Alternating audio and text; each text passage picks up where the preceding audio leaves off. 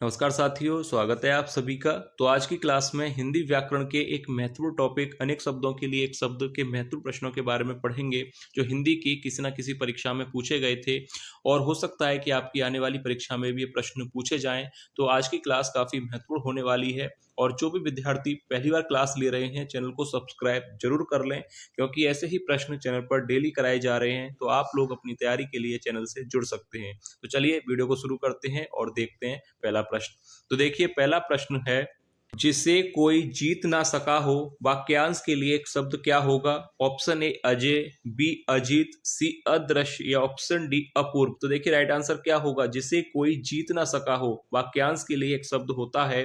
Option B right answer हो जाएगा अजीत। याद रखिएगा, ऑप्शन बी राइट आंसर होगा कि जिसे कोई जीत ना सका हो, वाक्यांश के लिए एक शब्द हो जाएगा अजीत। नेक्स्ट क्वेश्चन है, जिसे कोई जीत ना सके या जिसे जीता ना जा सके, वाक्यांश के लिए एक शब्द क्या होगा? ऑप्शन ए अजीत, बी अदम्य, सी अजय या ऑप्शन डी अतुल। तो देखिए राइट आंसर क्या होगा? जिसे कोई जीत ना सके या जिसे जीता ना जा सके के लिए एक शब्द होता है। तो ऑप्शन सी राइट आंसर हो जाएगा। याद रखिएगा, ऑप्शन सी राइट आंसर होगा अजय। नेक्स्ट क्वेश्चन है, जो जाना ना जा सके, वाक्यांश के लिए एक शब्द है। ऑप्शन ए अज्ञेय, बी अज्ञात, सी अगोचर या ऑप्शन डी अगाध। तो देखिए राइट आंसर क्या होगा? जो जाना ना जा सके, वाक्यांश के लिए एक शब्द हो जाएगा। ऑप्शन ए राइट आंसर होगा अज्ञेय। याद रखिएगा, ऑप्शन ए राइट आंसर हो जाएगा। नेक्स्ट क्वेश्चन है, न टूटने वाला, वाक्यांश के लिए एक शब्द क्या होगा? ऑप्शन ए अडिग, बी अटूट, सी अचल या ऑप्शन डी अमर। तो राइट आंसर हो जाएगा ऑप्शन बी अटूट। न टूटने वाला के लिए एक शब्द होगा अटूट। नेक्स्ट क्वेश्चन है, जो अपनी जगह से डिगे नहीं के लिए एक शब्द क्या होगा? ऑप्शन ए अडिग, बी अचल, सी अटल या ऑप्शन डी अविचल। तो राइट आंसर क्या हो जाएगा? जो अपनी जगह से डिगे नहीं, वाक्यांश के लिए एक शब्द होगा। ऑप्शन पहला ही राइट आंसर हो जाएगा अडिग। ऑप्शन ए राइट आंसर होगा। नेक्स्ट क्वेश्चन है, पदार्थ का सबसे छोटा इंद्रिय ग्राह विभाग या मात्रा के लिए एक शब्द क्या होगा? क्या कहा जाएगा? पदार्थ के सबसे छोटे कण को क्या कहा जाएगा? यानी पदार्थ की सबसे छोटी मात्रा को क्या कहा जाएगा? ए कण, बी अणु, सी परमाणु या ऑप्शन डी अंश।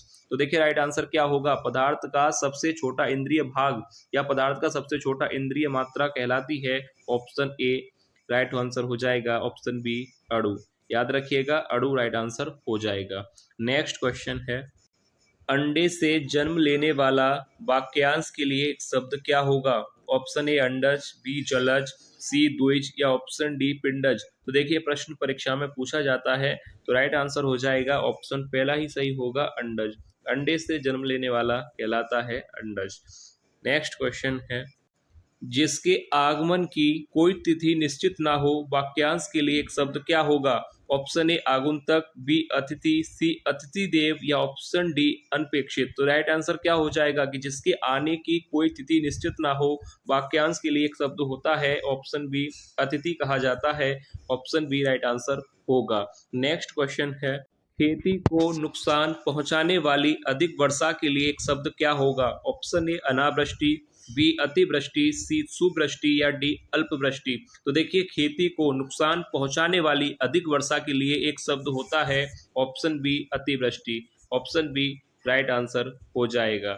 नेक्स्ट क्वेश्चन है, किसी बात को बढ़ा चढ़ाकर कहना, वाक्यांश के लिए एक शब्द क्या होता है? ऑप्शन ए अतिशयोक्ति, बी वाचाल, सी अतिवादी या ऑप्शन डी बड़बोला। तो देखिए राइट आंसर क्या होगा? किसी बात को बढ़ा चढ़ाकर कहना, वाक्यांश के लिए एक शब्द होता है। ऑप्शन ए अतिशयोक्ति। ऑप्शन पहला ही यहाँ पर राइट आंसर हो जाएगा, अतिशयोक्ति। आपने पढ़ा भी होगा अतिशयोक्ति अलंकार के बारे में। तो देखिए, जहां पर भी किसी बात को बढ़ा चढ़ाकर कहा जाता है, वहां पर होता है अतिशयोक्ति। नेक्स्ट क्वेश्चन है, इंद्रियों की पहुंच से बाहर, वाक्यांश के लिए एक शब्द क्या होगा? ऑप्शन ए इंद्रियजीत, बी अतीन्द्रिय, सी इंद्रियातीत या ऑप्शन डी अगोचर। तो देखिए क्या कहा जाएगा? जो इंद्रियों की पहुंच से बाहर हो, वाक्यांश के लिए एक शब्द होता है। Option B. और ये प्रश्न परीक्षा में पूछा जाता है, तो ध्यान से इसका आंसर देखिएगा कि जो इंद्रियों की पहुंच से बाहर है, वाक्यांश के लिए एक शब्द होता है अतीन्द्रिय। नेक्स्ट क्वेश्चन है, जिसकी तोल माप ना हो सके, वाक्यांश के लिए एक शब्द क्या होगा? ऑप्शन ए अतुल, बी अपरिमेय, सी अमूल्य या डी अनगिनत। तो राइट आंसर क्या हो जाएगा? जिसकी तोल माप ना हो सके, वाक्यांश के लिए एक शब्द होगा, ऑप्शन पहला ही सही हो जाएगा, अतुल।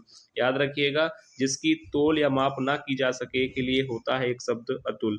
नेक्स्ट क्वेश्चन है, जिसकी तुलना ना हो सके वाक्य के लिए एक शब्द क्या होगा? ऑप्शन ए अनुपम, बी अतुलनीय, सी अद्वितीय या ऑप्शन डी सर्वश्रेष्ठ। तो देखिए क्या कहा जाएगा, जिसकी तुलना ना की जा सके या जिसकी तुलना ना हो सके वाक्यांश के लिए एक शब्द होता है, ऑप्शन बी राइट आंसर हो जाएगा, अतुलनीय। याद रखिएगा, और ये पूछा गया था तो ध्यान से इसका आंसर देखिए, जिसकी तुलना ना की जा सके वाक्यांश के लिए एक शब्द होगा अतुलनीय। नेक्स्ट क्वेश्चन है, जिसमें दया ना हो के लिए एक शब्द क्या होगा? ऑप्शन ए निर्दयी, बी अदय, सी क्रूर या ऑप्शन डी निष्ठुर। तो राइट आंसर क्या होगा? जिसमें दया ना हो वाक्यांश के लिए एक शब्द होता है, ऑप्शन बी अदय। ऑप्शन बी राइट आंसर होगा।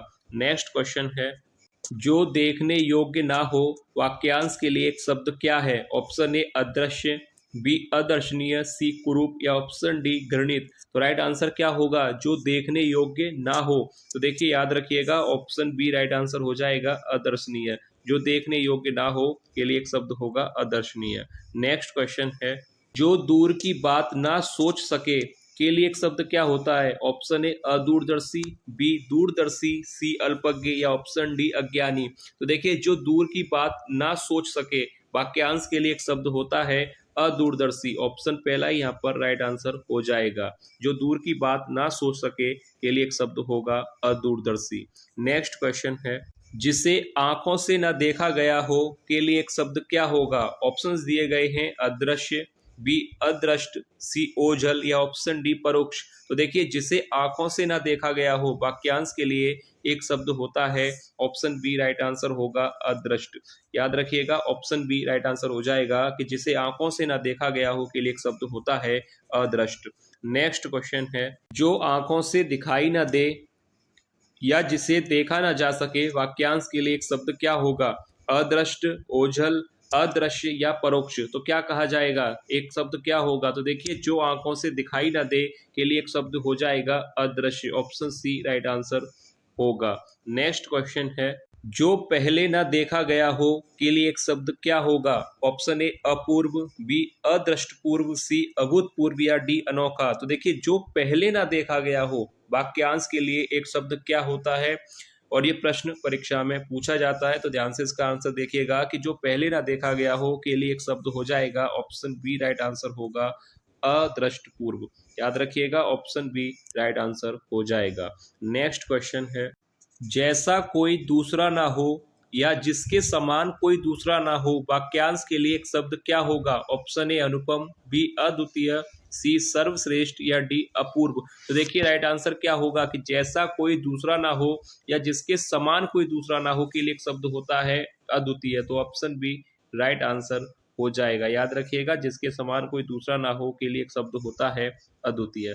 नेक्स्ट क्वेश्चन है, धर्म विरुद्ध कार्य या शास्त्र विरुद्ध कार्य क्या होगा एक शब्द? ऑप्शन ए अधर्म, बी पाप, सी अपराध या डी अनैतिक। तो देखिए, धर्म विरुद्ध किया गया कार्य या शास्त्र विरुद्ध किया गया कार्य कहलाता है अधर्म। तो ऑप्शन ए यहाँ पर राइट आंसर हो जाएगा। याद रखिए।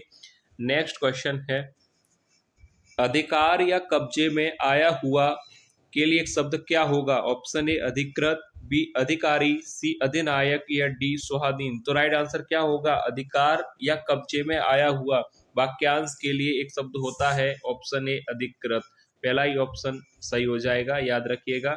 नेक्स्ट क्वेश्चन है, सर्वाधिकार संपन्न शासक या अधिकारी के लिए एक शब्द क्या होगा? ऑप्शन ए अधिनायक, बी शासक, सी सम्राट या डी तानाशाह। देखिए शब्द क्या होगा? सर्वाधिकार संपन्न शासक या अधिकारी या डिक्टेटर के लिए एक शब्द कहा जाएगा, ऑप्शन पहला ही यहाँ पर राइट आंसर होगा, अधिनायक। याद रखिएगा, सर्वाधिकार संपन्न शासक के लिए एक शब्द होगा अधिनायक। नेक्स्ट क्वेश्चन है, विधानमंडल द्वारा पारित या स्वीकृत विधि के लिए एक शब्द होता है, ऑप्शन यहाँ पर पहला ही सही हो जाएगा, अधिनियम कहा जाता है। पहला ही ऑप्शन राइट आंसर होगा।